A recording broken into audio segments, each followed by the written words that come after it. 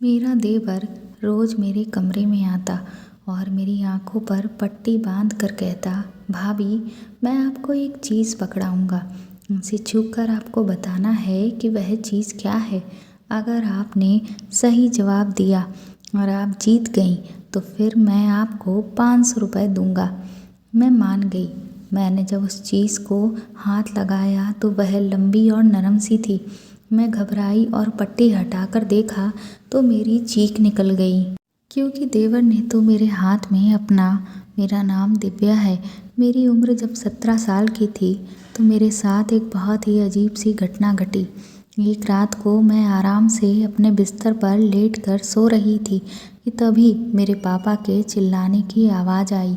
शोर सुनकर मैं अपने कमरे से बाहर निकल कर आई तो पापा मुझसे कहने लगे कि बताओ वह आदमी कौन था। उनके मुंह से ऐसी बात सुनकर मैं बहुत हैरान रह गई। मुझे तो समझ ही नहीं आ रहा था कि पापा मुझसे क्या पूछ रहे हैं। वह कहने लगे कि अभी अभी मैंने तुम्हारे कमरे से एक आदमी को निकलते हुए देखा है। तुम्हारा ये चक्कर उसके साथ कब से चल रहा है।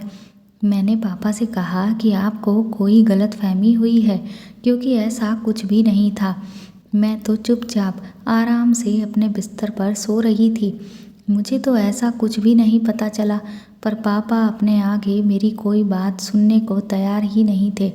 मैंने उन्हें समझाते हुए कहा कि हो सकता है कोई चोर हमारे घर में चोरी करने के लिए आया हो और जब वह मेरे कमरे से बाहर निकल कर जा रहा हो तो आपने उसे देख लिया और आपको गलतफहमी हो गई।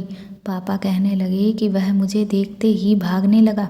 मैंने कहा तो चोर ने आपको सामने देखा तो वह डर गया होगा कि कहीं आप उसे पकड़ ना लो, बस इसीलिए वह भाग गया। पर पापा मेरी किसी बात पर विश्वास ही नहीं कर रहे थे। उन्होंने तुरंत ही पूरे घर की तलाशी ली तो कहने लगे कि अगर वह चोर था तो कोई भी चीज़ कहीं से गायब क्यों नहीं है। इसका मतलब यही हुआ कि वह तुम्हारा आशिक ही था। मैंने उनसे कहा हो सकता है वह सभी कमरों में गया हो, लेकिन उसे किसी भी सामान के बारे में पता नहीं था, इसीलिए वह कुछ लेकर नहीं जा पाया। पापा कहने लगे कि उतनी देर से झूठ पर झूठ बोले जा रही है। वह मुझसे बुरी तरह से नाराज़ हो गए और फिर उन्होंने मुझे पागलों की तरह पीटना शुरू कर दिया। वह कहने लगे कि वह तेरा कोई आशिक ही था, क्योंकि अगर चोर होता तो कुछ ना कुछ तो लेकर ज़रूर जाता। पापा ने मुझे बहुत मारा और फिर अगले दिन ही उन्होंने मेरी शादी करने का फ़ैसला सुना दिया। मेरी माँ ने पापा को समझाने की कोशिश भी की कि पूरा सच जाने बगैर तुम बच्ची की ज़िंदगी का फ़ैसला ऐसे कैसे कर सकते हो। तुम तो उसके पीछे हाथ धोकर ही पड़ गए हो। समझने की कोशिश करो, अभी इसकी उम्र ही क्या है। हमारे पूरे परिवार में कम उम्र में किसी की भी शादी नहीं की जाती। लेकिन पापा कहने लगे कि मैंने खुद अपनी आंखों से उस आदमी को इसके कमरे से निकलते हुए देखा है। अब मुझे और कुछ नहीं सोचना समझना। मेरी बात मानो, मैं कोई गलत इंसान नहीं हूँ, ना ही बेवकूफ़ हूँ, बल्कि मैं बस यही चाहता हूँ कि इससे पहले कि ये कोई गुल खिला दे और हमारी नाक कटवा दे, मैं अब इसकी शादी करवा दूँगा। क्योंकि वह आदमी कल इसके कमरे में था। न जाने वह और ये दोनों मिलकर क्या कर रहे थे और आगे और पता नहीं क्या करें। मेरे पापा इस तरह की बातें कर रहे थे जैसी उन्होंने आज तक नहीं की थी। मेरे पापा को पूरा यकीन था कि मैं एक बदकिरदार लड़की हूँ। न जाने वह शख्स कौन था जो मेरी ज़िंदगी को बर्बाद करके चला गया। मैं मन ही मन यही सोच रही थी कि अगर मेरा उसके साथ चक्कर होता तो क्या मैं इतनी बड़ी पागल हूँ कि उसे घर पर ही बुला लेती। मुझे तो खुद पता है कि मेरे पापा बाहर सोया करते हैं और वह हमें आराम से पकड़ सकते हैं। पापा अपनी इज्जत और सम्मान को लेकर उस वक्त इतना ज़्यादा परेशान हो गए कि उन्होंने ज़्यादा सोचा समझा नहीं और जल्दी जल्दी में ही जो भी रिश्ता मिला वहाँ मेरी शादी तय कर दी। जिस घर में मेरी शादी हो रही थी वहाँ मेरा पति, देवर, सास और एक छोटी नंद रहते थे। वह लोग हमसे बहुत ज़्यादा गरीब थे और अनपढ़ जाहिल किस्म के लोग भी थे। जब मेरी उनसे शादी तय हुई तो उन लोगों के बारे में जो भी जानकारी थी वह पहले ही मुझ तक पहुंच गई, क्योंकि मेरी एक सहेली उनके ही मोहल्ले में रहती थी, जिसे जब ये पता चला कि मेरी उस घर में शादी हो रही है तो उसने मुझे बताया कि वह लोग तो बड़े ही अजीब लोग हैं, उनके यहाँ हर समय गाने बजाने की आवाज़ें आती रहती हैं। मोहल्ले में किसी के भी यहाँ शादी होती है तो फिर सास ननद वहाँ चली जाती हैं और बहुत ही अजीब और बेहुदा कपड़े पहनकर उन शादियों में डांस करती हैं। उन लोगों को किसी की भी कोई परवाह नहीं है, बल्कि उनके घर में किसी को किसी की नहीं पड़ी। ना बेटे को माँ की फ़िक्र है और ना ही माँ को बेटे की फ़िक्र है। और उनकी बहन तो ऐसी है कि उसने सारे मोहल्ले को फंसा रखा है। वो बोली, तुम ऐसे गंदे लोगों में जाओगी तो तुम्हारी ज़िंदगी बर्बाद हो जाएगी। मैंने उससे कहा कि अब मैं कर ही क्या सकती हूँ, ज़िंदगी तो मेरी पहले ही बर्बाद हो गई है। मेरे पापा ने मुझे जानवरों की तरह मारा है और वह मेरी अब शादी करवा कर ही मानेंगे। इस बात को लेकर मेरे घर में भी कोई बात नहीं हुई। मेरी माँ भी अब पूरी तरह से बेबस हो चुकी थी। मेरे पति का नाम रवि था। उन लोगों का रवैया हमारे साथ ठीक ही था। मेरे घर वालों ने उनसे कहा कि वह सादगी से शादी करना चाहते हैं। इस चीज़ के लिए वह लोग भी मान गए, क्योंकि वह भी ज़्यादा कोई शादी पर खर्च नहीं करना चाहते थे। इसीलिए कुछ ज़रूरी रस्में करने के बाद ही हमारी शादी हो गई। मैं अपने 2 छोटे भाइयों की इकलौती बहन थी, लेकिन फिर भी मेरी शादी बिल्कुल ऐसे करी गई थी जैसे कि किसी की मैयत हो। मैं अपने ससुराल विदा होकर जाना नहीं चाहती थी, लेकिन अब क्योंकि मेरी शादी हो चुकी थी, इसीलिए मजबूरन मैं इनकार भी नहीं कर सकती थी। अपने ससुराल पहुंचकर जब मैं अपने कमरे में बैठकर अपने पति का इंतज़ार कर रही थी, तो वहाँ पर एक बहुत ही अजीब बात हुई। मेरे कमरे का दरवाज़ा खुला और मैंने घूंघट उठाकर देखा तो मेरे पति की जगह मेरा देवर कमरे में आ गया। उस रात उसे अपने कमरे में देखकर मैं बुरी तरह से चौंकी और मैंने उससे कहा कि तुम यहाँ पर क्या कर रहे हो।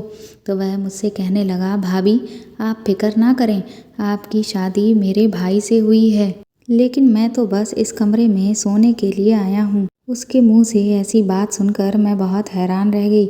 मैं सोचने लगी कि आज यहाँ पर इसका क्या काम है और ये मेरे कमरे में सोने क्यों आया है। मैंने उससे कहा कि तुम कैसी बातें कर रहे हो, तो वह अचानक ही ज़ोर ज़ोर से हंसने लगा और कहने लगा, अरे मैं तो मजाक कर रहा हूँ, मैं भला यहाँ सोने के लिए क्यों आऊँगा। मुझे इस तरह की कोई भी चीज़ देखने का कोई शौक़ नहीं है। उसके मुंह से ऐसी बातें सुनकर मैं बड़ी हैरान थी कि ये लड़का किस तरह की फिजूल बातें मुझसे कर रहा है। फिर वह मुझसे कहने लगा कि मैं आपको ये बताना चाहता था कि भैया अपने दोस्त के साथ बैठे हुए हैं, तो आप चाहें तो सो जाएं, और अगर आप नहीं सोना चाहती हैं तो मैं 2-3 घंटे तक आपके साथ बैठकर हंसी मजाक कर सकता हूँ। मैंने उससे कहा कि नहीं, इसकी कोई ज़रूरत नहीं है, मुझे बहुत तेज़ नींद आ रही है, जबकि मुझे उस वक्त बिल्कुल भी नींद नहीं आ रही थी। मैंने उससे उस वक्त झूठ बोल दिया, क्योंकि मैं नहीं चाहती थी कि वह मेरे साथ इस कमरे में 2-3 घंटे तक बैठे, क्योंकि उसका मेरे पास आखिर काम ही क्या था। फिर वह अचानक ही मुझसे कहने लगा कि अरे आप 2 घंटे बाद सो लेना, अभी मुझे आपसे बहुत सारी बातें करनी हैं। वह बोला कि भाभी और देवर का रिश्ता तो बहुत ही अच्छा होता है। मैं मन ही मन सोचने लगी कि भाभी और देवर का रिश्ता आग और पानी का रिश्ता होता है, लेकिन इस बेवकूफ़ को अब मैं क्या समझाऊं। मैंने उससे एक बार फिर कहा कि नहीं, मुझे नींद आ रही है, और मैं उसके सामने लेटकर चुपचाप सोने की एक्टिंग करने लगी। थोड़ी देर वह मुझे खड़े होकर टुकुर टुकुर देखता रहा और फिर वहाँ से चला गया। उसके जाने के बाद मैंने चैन की सांस ली। मुझे अपनी सहेली की वह बात याद आई जो मुझसे कह रही थी कि उन लोगों को किसी बात का लिहाज नहीं। मैं सोचने लगी, ये बात बताने के लिए मेरी ननद भी तो आ सकती थी। मुझे नींद तो नहीं आ रही थी, इसलिए मैं चुपचाप लेटी रही। 2 घंटे के बाद मेरा पति कमरे में आया। तब मैंने उसे शादी के बाद पहली बार देखा। उसे देखकर मैंने यही सोचा कि शुक्र है, कम से कम ये दिखने में ठीक ठाक तो लगता है। मतलब वो वैसे ही थे जैसा एक नॉर्मल लड़का होता है। कमरे में आने के बाद मेरे पति ने मुझसे कोई ख़ास बातचीत नहीं की। मैंने भी सोचा कि कौन सा ये हमारी शादी मोहब्बत की शादी है, शायद इसी हवाले से वह मेरा उतना लिहाज भी नहीं कर रहा है और मेरी ज़िंदगी की शुरुआत बिल्कुल वैसी ही हुई जैसे कि ज़्यादातर लड़कियों की ज़िंदगी की शुरुआत होती है। मैंने अपनी ननद को देखा तो वह वाकई में बड़ी बेशर्म सी थी। कोई पढ़ाई लिखाई से मतलब नहीं, कपड़े भी बहुत अजीब तरीके से पहनकर सुबह सुबह मोहल्ले में निकल जाया करती थी और कहती कि मैं अपनी सहेली के घर जा रही हूँ। उन लोगों ने मेरे सर पर ही सारे घर का काम डाल दिया था। मेरी सास तो पूरे दिन बैठकर अजीब तरह के ड्रामा टीवी पर देखती रहती या फिर अपने कमरे में बैठकर किताब पढ़ती, पर वह किताबें भी बड़ी अजीबोगरीब पढ़ा करती थी। मैंने सोचा उनकी उम्र तो कुछ धार्मिक किताबें पढ़ने की हैं, पूजा पाठ की है, लेकिन इस सब से तो उन्हें कोई मतलब ही नहीं था। उस घर में हर कोई बहुत अजीब था। टीवी लगा हुआ था तो उसे इतनी तेज़ तेज़ चलाते कि पूरे घर में शोर होता रहता, चाहे कोई सो ही क्यों ना रहा हो, लेकिन कोई भी टीवी की आवाज़ धीमी नहीं करता। मेरी शादी के 2-3 दिन के बाद ही मेरे देवर ने अचानक से घर में हंगामा मचाना शुरू कर दिया कि उसे भी शादी करनी है। मेरी सास ने उसे समझाया कि अभी तुम्हारी शादी नहीं हो सकती, लेकिन वह तो किसी बच्चे की तरह शादी के लिए मचल रहा था। कहने लगा कि भाई की भी तो शादी हो गई है तो मेरी क्यों नहीं हो सकती। उसे देखकर ऐसा लगता था कि जैसे उसका दिमाग ठीक से काम नहीं करता, लेकिन शादी की समझ उसे बहुत अच्छे से थी।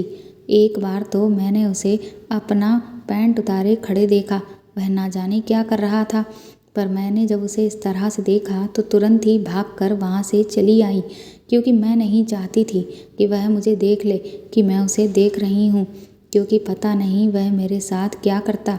उसके दिमाग का कोई भरोसा नहीं था। फिर एक दिन मेरा देवर मेरे कमरे में आया और मुझसे कहने लगा कि भाभी आप अपनी आँखें बंद करें, मैं आपको एक चीज़ पकड़ाऊँगा और फिर आपको बताना है कि वह चीज़ क्या है। अगर आपने मेरी उस चीज़ को पहचान लिया और सही जवाब दिया तो मैं आपको 500 रुपये इनाम में दूँगा। मैंने उसे कहा कि मुझे इस तरह का कोई भी खेल नहीं खेलना है। मेरे सर में इस वक्त दर्द हो रहा है, इसलिए तुम यहाँ से चले जाओ। बहाना बनाकर मैंने उस वक्त उसे अपने कमरे से भगा दिया। धीरे धीरे दिन यूं ही बीत रहे थे। मेरे पति को मुझसे कोई खास मतलब नहीं था। फिर तो ऐसा हुआ कि मेरे पति ने मुझे खर्चा देने से भी मना कर दिया। उसने कहा कि तुम्हें रुपए पैसों की आखिर ज़रूरत ही क्या है, तुम्हें जो भी चीज़ चाहिए वह तो घर में मिल ही रही है, खाना तो घर में बनता ही है, टीवी भी सभी लोग साथ बैठकर देखते हैं, इसलिए अलग से मोबाइल की भी कोई ज़रूरत नहीं। और कपड़ों की बात रही तो वह तो अभी तुम्हारी शादी में नए खरीदे ही गए। अब जब आगे कभी कपड़े ख़राब होंगे तो फिर दोबारा से बनवा दूंगा। जब मौसम बदलेगा तो माँ खुद ही टेलर के पास जाकर अपने सूट सिलवा देती है। तुम भी अपनी पसंद बता देना, वह तुम्हारे लिए भी सिलवा देगी। मुझे अपने पति की ये बात बिल्कुल भी अच्छी नहीं लगी। आखिर अपनी पत्नी को खर्च का पैसा देना एक पति का फ़र्ज होता है, लेकिन वह तो अपना फ़र्ज निभाने से साफ इनकार करने लगा, जबकि शादी के बाद तो मेरी पूरी जिम्मेदारी उसके ऊपर ही थी। पर वह तो मेरी जिम्मेदारी उठाने से सीधा सीधा पल्ला झाड़ना चाह रहा था। मेरे मन में ख्याल आने लगा कि मेरी भी गलती है। मैंने देखा था कि जब भी लड़कियों की नई नई शादी होती थी तो वह अपने रंग रूप दिखाकर अपने पति को अपने काबू में कर लेती थी, लेकिन मैंने कभी ऐसा कुछ नहीं किया। और आज उसी का खामियाजा मुझे भुगतना पड़ रहा था कि मेरा पति तो मेरे काबू में रहा ही नहीं, लेकिन मैं भी क्या करती, क्योंकि मुझसे ये सब नहीं होता था। इसीलिए उसकी बात सुनकर मैं खामोश हो गई। फिर कुछ ही दिन बाद एक बार फिर से मेरा देवर मेरे कमरे में आया और मुझसे कहने लगा कि भाभी क्या आप मेरे साथ वह वाला खेल खेलेंगी जिसमें मैं आपको 500 रुपये इनाम में दूंगा। मैं भी मन में सोचने लगी कि मैं भी 500 रुपये कमाने का मौका क्यों छोड़ूं। मैंने उससे कहा बताओ क्या करना है। मैंने सोचा वैसे ही इसका दिमाग तो बच्चों वाला है, ये ज़रूर कोई बच्चों वाला खेल ही मेरे साथ खेलेगा। उसने कहा कि मैं आपकी आंखों पर पट्टी बांध दूंगा और आपके हाथ में एक चीज़ पकड़ाऊंगा। आपको उसे छूकर मुझे बताना है कि वह चीज़ क्या है। मैंने कहा अच्छा ठीक है। फिर उसके बाद उसने मेरी आंखों पर पट्टी बांधी और मुझसे कहा कि अपने हाथ आगे करिए। कहने लगा कि अगर आपने नहीं पहचान पाया तो फिर आपको मुझे पैसे देने पड़ेंगे। उसकी ये बात सुनकर मैं सोच में पड़ गई, क्योंकि मेरे पास तो पैसे थे ही नहीं। फिर मैंने सोचा कि मैं इसे ये बात नहीं बताऊंगी कि मेरे पास तो 1 रुपया भी नहीं है, क्योंकि ज़्यादा से ज़्यादा आखिर ऐसी क्या चीज़ होगी, मैं जहाँ तक है पहचान ही लूँगी। फिर उसने मेरी आँख पर पट्टी बांधी और मेरे हाथ में कोई चीज़ पकड़ाई जो बड़ी ही नरम सी लग रही थी, लेकिन मुझे समझ ही नहीं आ रहा था कि वह क्या है। और वह मुझे बार बार पूछे जा रहा था कि बताओ बताओ ये क्या है। लेकिन मैं बहुत देर समझने की कोशिश करती रही, पर मुझे समझ ही नहीं आ रहा था कि वह नरम सी चीज़ क्या थी। इसलिए उसने मेरी आँखों की पट्टी खोल दी। मैंने उसे कहा कि वह क्या था, तो कहने लगा कि ये मैं आपको नहीं बता सकता, लेकिन अब आप हार गई हैं, इसीलिए अब आपको मुझे 500 रुपये देने ही होंगे। मैंने उससे कहा कि मेरे पास इस वक्त पैसे नहीं हैं। उसने कहा कि चलिए कोई बात नहीं, जब आपके पास पैसे हों तो आप मुझे दे दीजिएगा। मैंने कहा ठीक है। मुझे बहुत अफसोस हुआ कि मैं समझ ही नहीं पाई कि वह क्या चीज़ थी। अच्छा खासा 500 रुपये कमाने का मौका मेरे हाथ से निकल गया था। अभी 2-3 दिन ही बीते थे कि एक बार फिर से मेरा देवर मेरे पास आया और कहने लगा कि अगर आज आप जीत गईं तो मैं आपको 1000 रुपये दूंगा, लेकिन अगर आप हार गईं तो फिर आप मुझे 1000 रुपये देना। मैंने उससे कहा ठीक है, लेकिन खेल क्या है? तो कहने लगा कि मैं आपको 5 चीज़ें खाने के लिए दूंगा, फिर आपको बताना होगा कि वह क्या है। जब आप 5 चीज़ों के सही नाम बता देंगी तब मैं आपको 1000 रुपये दे दूंगा, और अगर किसी एक का भी नाम नहीं बता पाई तो आप हार जाएंगी। मैंने कहा ठीक है।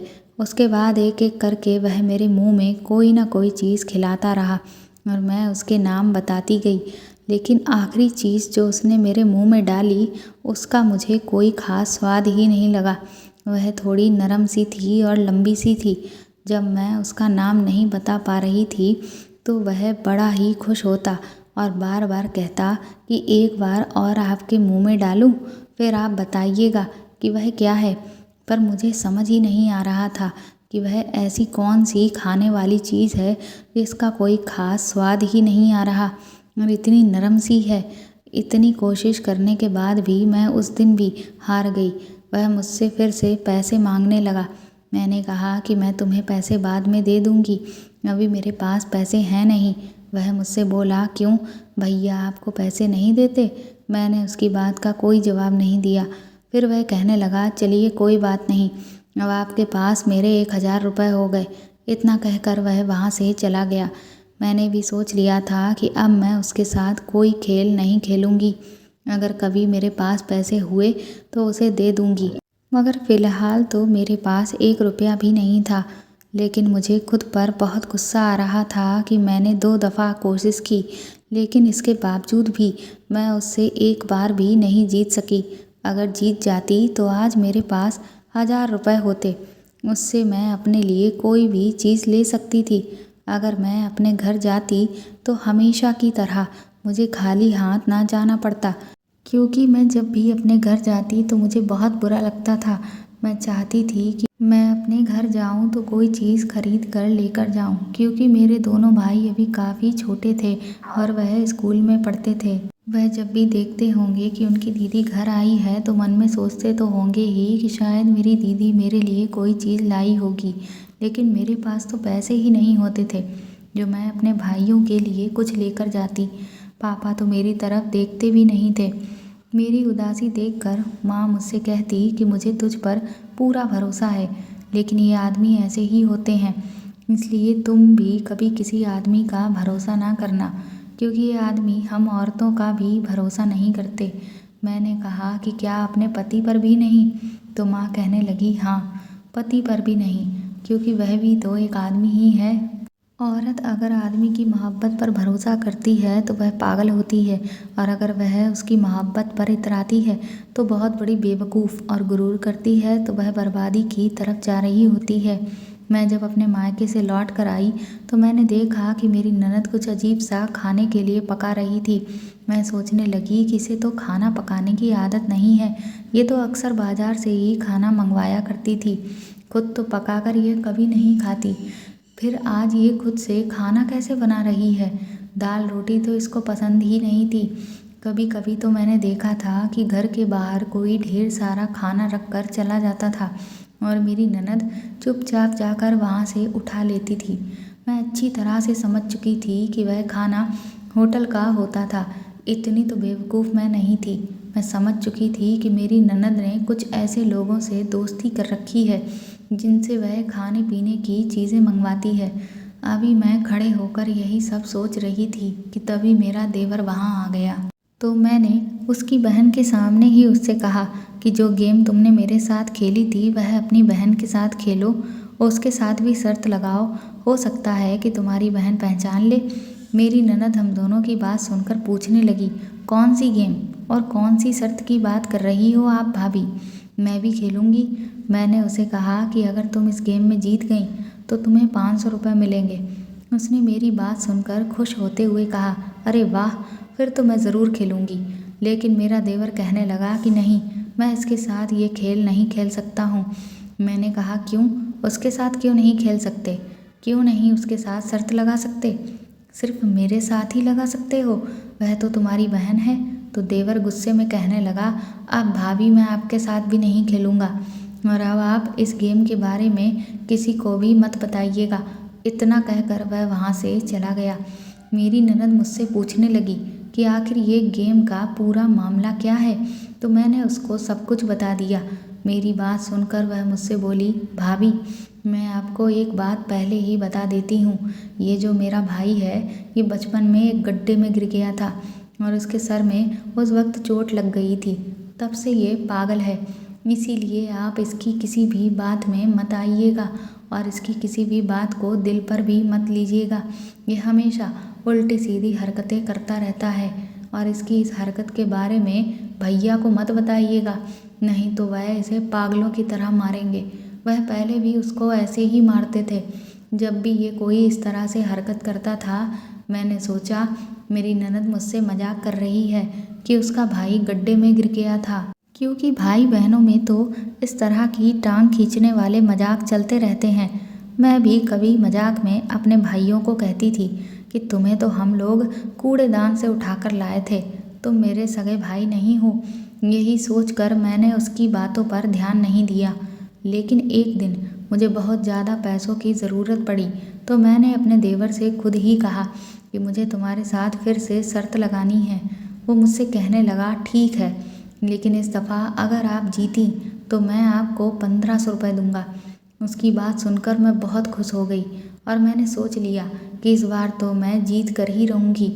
लेकिन मेरी बुरी किस्मत, मैं इस बार भी पहचान नहीं पाई। फिर मैं सोचने लगी कि जब इंसान सही तरीके से कोई खेल खेले तो शायद ही है जो वह जीत सके। अब मैं उसके साथ चीटिंग करना चाहती थी। इसीलिए मैंने उसे कहा कि मैं कल तुम्हारे साथ आखिरी बार एक बार फिर से शर्त लगाऊंगी। अगर मैं जीती तो तुम मुझे पूरे 3000 रुपये देना और अगर मैं हार गई तो मैं तुम्हें पूरे 5000 रुपये दूंगी। मेरा देवर तो इस बात पर बहुत खुश हो गया। कहने लगा, लगता है भैया ने आपको खर्चे के लिए काफ़ी सारे पैसे दिए हैं। मैंने कहा, हाँ, तुम्हारे भाई ने मुझे खर्चा देना शुरू कर दिया है। मेरे पास बहुत सारे पैसे हैं और फिर ये तो शर्त ही ऐसी है, इसमें ये थोड़े ना देखा जाता है कि कितने पैसे लग रहे हैं। मैं कल तुम्हारे साथ ये शर्त पर ज़रूर खेलूँगी। मेरा देवर बहुत खुश हो गया। उसने कहा, ठीक है, कल तो बहुत मज़ा आएगा। वो बोला, अगर आप हार गईं तो पूरे 5000 रुपये देने होंगे। पहले भी आप कई बार मुझसे हार चुकी हैं लेकिन आपने मुझे पैसे नहीं दिए। मैंने कहा, तुम फिक्र ना करो, मैं तुम्हें पूरे पैसे दे दूँगी, पर तुम भी अपने पैसे तैयार रखना। हम लोग अभी आपस में बातें कर ही रहे थे कि तभी मेरा पति वहाँ पर आ गया। मेरा पति जब भी घर आता था तो अक्सर हम लोगों को पता ही नहीं चलता था, पर उनके आते ही मुझे ये खुद से समझना पड़ता था कि अब मुझे अपने कमरे में जाना है।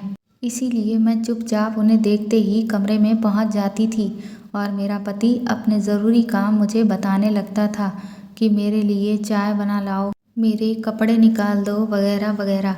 मैं जब कमरे में पहुंची तो वह मुझसे कहने लगा कि तुम मेरे भाई से क्या बातें कर रही थी? तुम्हें पता है वह एक पागल है। मैंने कहा कि क्या मतलब? आपकी बहन भी यही कहती है कि वह पागल है और आप भी यही कह रहे हैं। तो मेरे पति कहने लगे कि उसका दिमाग खराब है, इसलिए उससे दूर रहा करो। यही बात करते करते मेरा पति अचानक से दूसरी बातें करने लगता।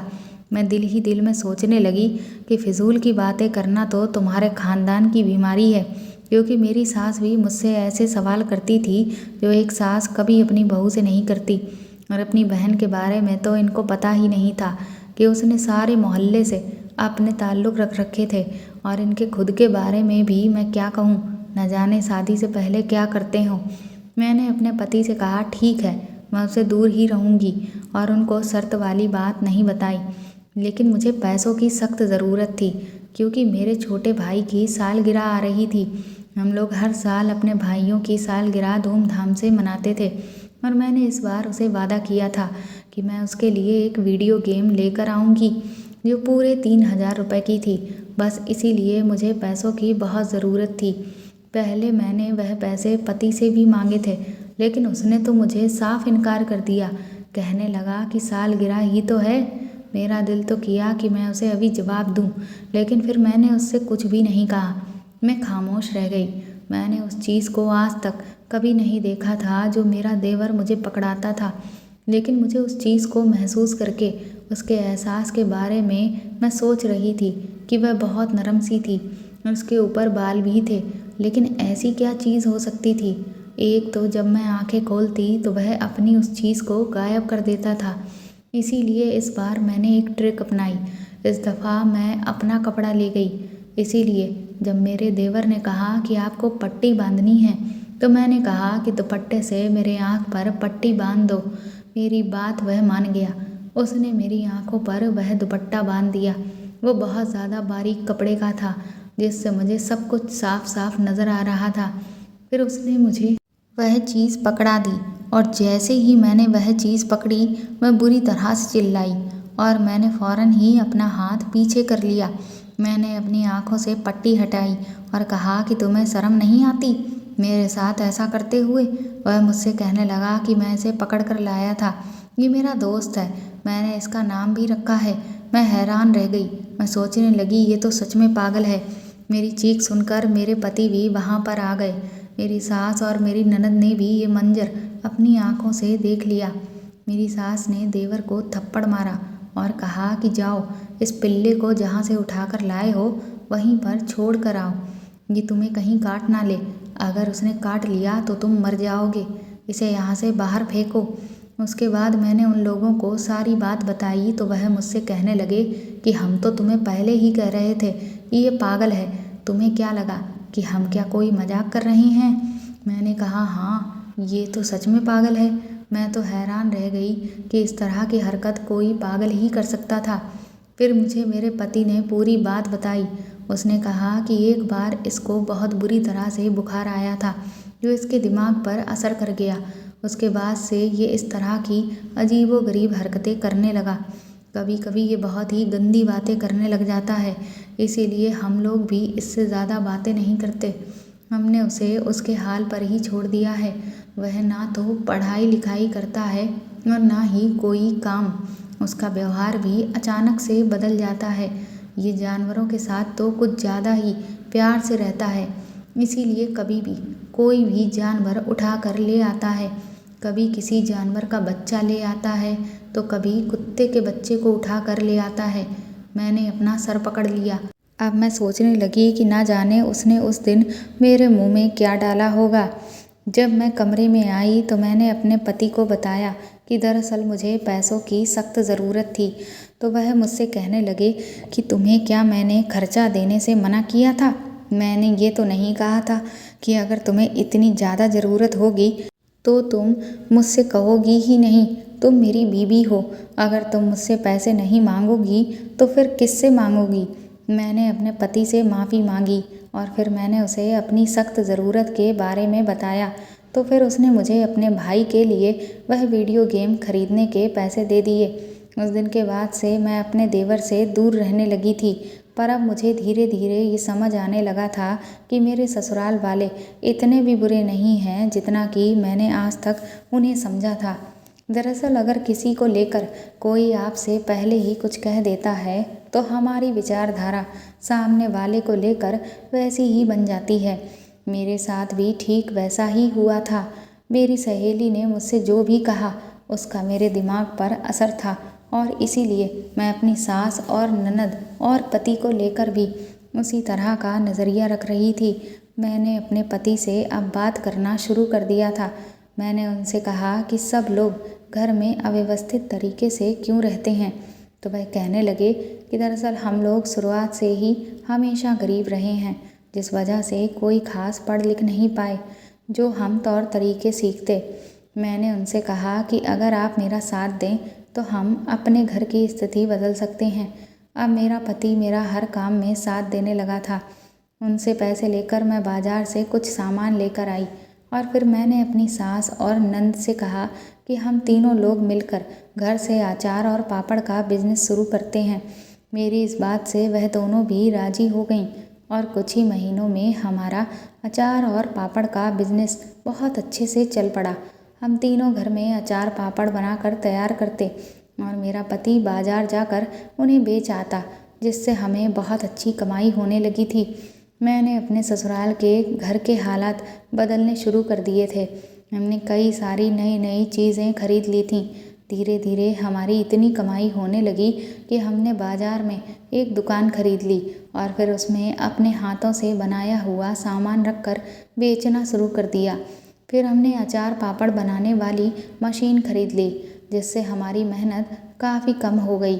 मेरे पति, सास और नंद मुझसे अब बहुत खुश रहते थे और उन्हें मुझ पर बहुत फ़क्र था कि मैंने अपने ससुराल की सूरत ही बदल दी थी। एक दिन मेरे पास मेरी माँ का फ़ोन आया और उन्होंने कहा कि तुम्हें तुम्हारे पापा ने जल्दी ही बुलाया है, इसीलिए तुम अभी चली आओ। मुझे तो समझ ही नहीं आया कि ना जाने ऐसी क्या बात हो गई। मैं घबराई हुई अपने मायके पहुंची तो देखा मेरे पापा बुरी तरह से रो रहे थे। उन्होंने जैसे ही मुझे देखा तो मुझे गले से लगा लिया। मुझे कुछ भी समझ नहीं आ रहा था कि यहाँ पर हो क्या रहा है।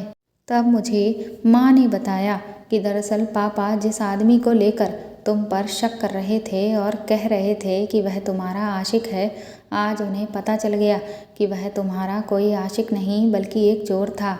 आज जब तुम्हारे पापा बाजार गए थे तो कुछ लोग एक आदमी को चोर चोर कहकर पीट रहे थे और जब इन्होंने उसकी शक्ल देखी तब इन्हें याद आया कि ये तो वही आदमी है जिसे मैंने अपनी बेटी के कमरे से बाहर निकलते हुए देखा था।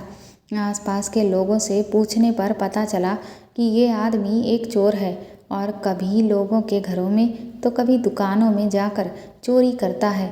घर आकर तुम्हारे पापा ने मुझे पूरी बात बताई और फिर वह अपने किए पर शर्मिंदा होने लगे कि मैंने अपनी बेटी की बातों पर यकीन नहीं किया और सिर्फ शक के बिना पर जल्दबाजी में उसकी शादी अपने से निचले परिवार में करके उसकी ज़िंदगी खराब कर दी। मेरे पापा मुझसे हाथ जोड़कर माफ़ी मांगने लगे। मैंने भी उन्हें माफ़ कर दिया। वह मुझसे कहने लगे कि मुझे पता है कि तुम अपने पति के साथ खुश नहीं हो। मैंने कहा कि ऐसा पहले था, लेकिन अब ऐसा बिल्कुल नहीं है। अब तो मैं अपने ससुराल में बहुत खुश हूँ। आपको नहीं पता कि अब हम आपसे भी ज़्यादा पैसे वाले हो गए हैं। ये सुनकर तो मम्मी पापा दोनों ही चौंक गए। उसके बाद मैंने उन्हें सब कुछ बता दिया, जिसे सुनकर वह बहुत ज़्यादा खुश हो गए और फिर मैं अपने माँ बाप का आशीर्वाद लेकर खुशी खुशी अपने ससुराल लौट आई। और अब मैंने अपने पति से कहकर एक बहुत ही अच्छी कॉलोनी में नया मकान खरीद लिया है, जहाँ पर अच्छे लोग रहते हैं और वहाँ का माहौल भी बहुत अच्छा है। मेरी सास और नंद भी अब बहुत खुश हैं। मेरे देवर के दिमाग का इलाज भी अब शुरू हो गया है। मुझे उम्मीद है कि जल्द ही वह भी ठीक हो जाएगा। दोस्तों, आपके हालात चाहे जैसे भी हों, लेकिन अगर आप में अपने हालातों को बदलने की क्षमता है तो आप फर्श से अर्श तक भी पहुंच सकते हैं। इसीलिए इंसान को कभी भी हिम्मत नहीं हारनी चाहिए और हाथ पर हाथ धर के नहीं बैठना चाहिए, बल्कि अपनी किस्मत को बदलने के लिए कड़ी से कड़ी मेहनत करते रहना चाहिए।